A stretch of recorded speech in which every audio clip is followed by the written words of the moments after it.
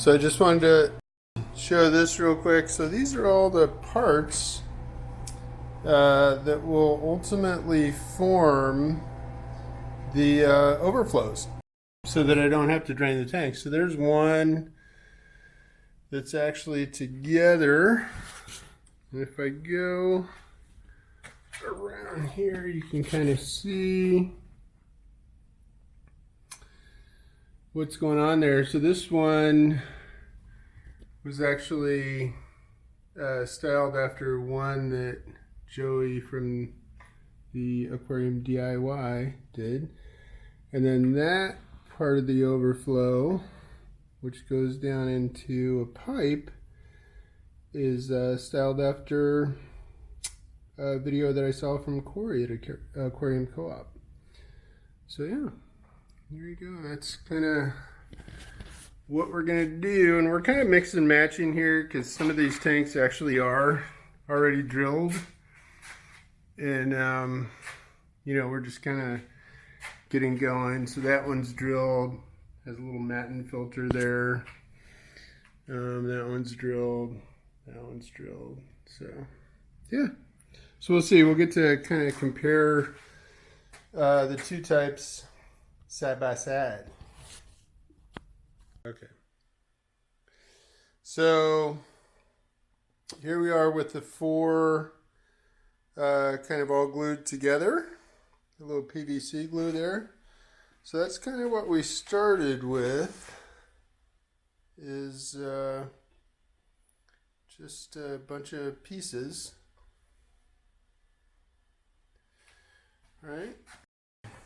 And then here's what we ended up with at the end. So this is the other thing I wanted to point out. If you get 1-inch tubing, so that's what's going to go into the holes down there.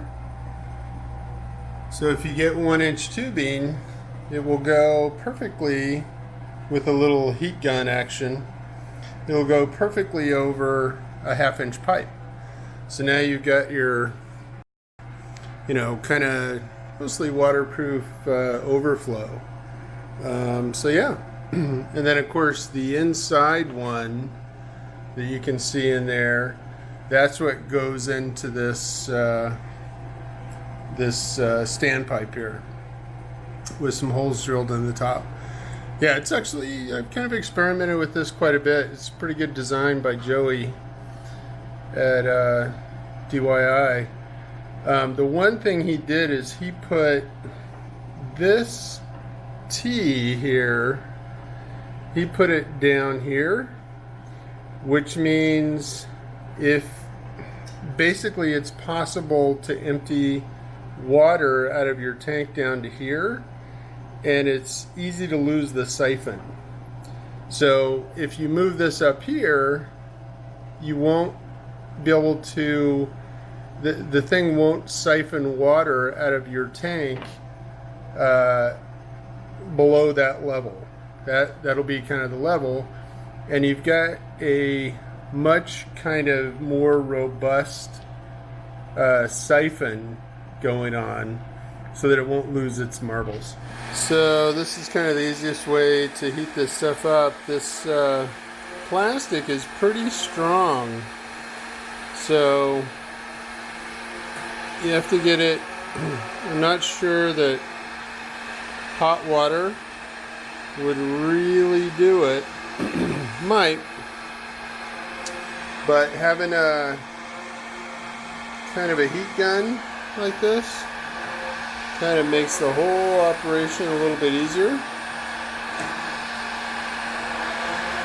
And then once it gets hot enough, we can just shove it right on the 1/2-inch pipe. So I just wanted to kind of show you how this goes on here. So this is kind of gross, but usually what I do is spit on this, give it a little lube, and then when it's nice and hot, goes right on there. So that will never, ever, ever come off. That's as good as any connection you could possibly make. So then these things all have a natural kind of bend to them.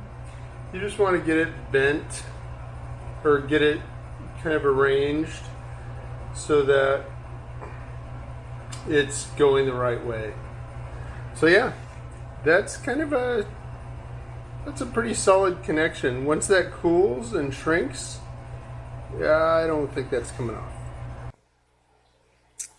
All right, so we are a couple of days later, and I wanted to kind of update on where we're at here. So I did actually ultimately install an Intellifaucet, which will, so I can set that at whatever temperature I want to set it at, and it's not going right now, so it's a little higher than it is when it starts to come out. It's set for 82. And the other thing I found is that the hot water part of it can't be PVC. You can't run PVC directly out of the hot water part of it because it melts the glue after a little while, and then that blows off of there. That's not fun. So once it gets to here, PVC is fine because it's cooled down by this thing mixing the water. But yeah, that thing was a little expensive, but it is super cool. You can even set it to go on whenever you want it to go on, like run it on a timer so that it's on for a certain amount of time and then it shuts itself off. And these things are actually mechanical. So they will turn just like you would a faucet, and it's super accurate. It kind of gets itself figured out. It's very cool. And then here's the RO system, kind of all in place. So it's a giant one I had for another reason. So it's a little bit overkill. And I've taken the remineralization canister out of there. So I've got this giant carbon block filter right there, which gets rid of the chlorine and chloramines. And then it goes up through the system, and it's got, the standard kind of stuff that I think there's actually another carbon block in there as well. You can kind of see on here. So that's the 5 micron sediment thing. There's the 10 micron carbon block as well. And that's the one I took out, that calcite thing, because when it remineralized the water, it shot the pH up to like 9, and even the taste of it was bad. So not really sure what people were doing with that thing.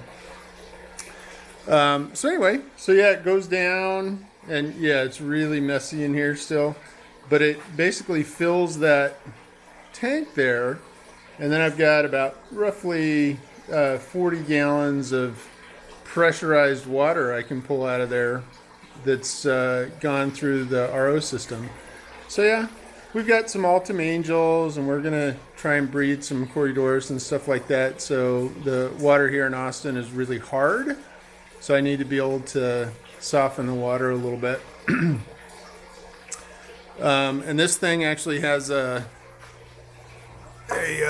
TDS meter built into it, so you can kind of set exactly, kind of turning this guy right here. I can set the TDS to exactly what I want it to be. So I'm just kind of playing with that right now to see how it's going to work out. So yeah, that's all in place. I've got some kind of stuff kind of experimenting here.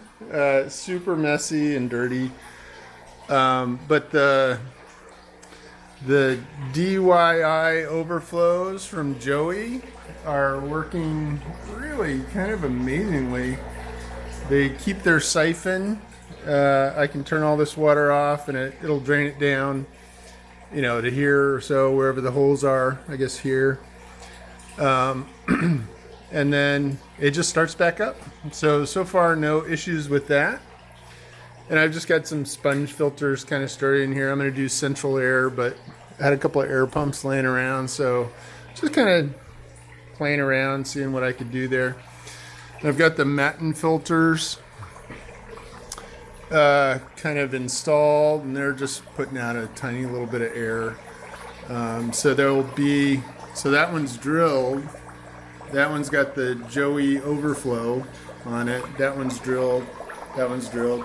And that one's got the Joey Overflow on it. So, you know, just kind of mixing and matching, seeing what I can figure out with those things. So far, they are bulletproof. So the Matten filter kind of keeps fish from going through. And I've got little, you know, T's in there so that I can get the water level up where I want it to be. And the Matten filter will keep things from getting sucked in there, and also provide the, I guess, both biological and mechanical filtration. And these are just some lights that I had that were laying around. I'm just making sure they all work. So yeah, there's some, I forget what kind of leaves those are, but just kind of playing around with water softening kind of things. Almond leaves maybe. There's a giant pump, which I'm not going to use because it's a pain in the ass to set up, so I'm taking that back to Home Depot. And this guy got cut down, so that I kind of got the inspiration and courage to cut this thing down like this from Aquarium Co-op video. So that was cool, and I got some sponge filters in there, just kind of playing around. And more lights, and I'm just making sure they work and stuff. But this is kind of a cool look because obviously the lights are on, but it lights up the whole kind of thing. It's like, yeah, super duper kind of thing. And this is going to be ultimately the Sump. It's just a big old cattle trough, 125 gallons. And I'm just kind of proving water flow right now. So I came out of these guys. These are coming from the tanks, you know, kind of into that 2-inch pipe.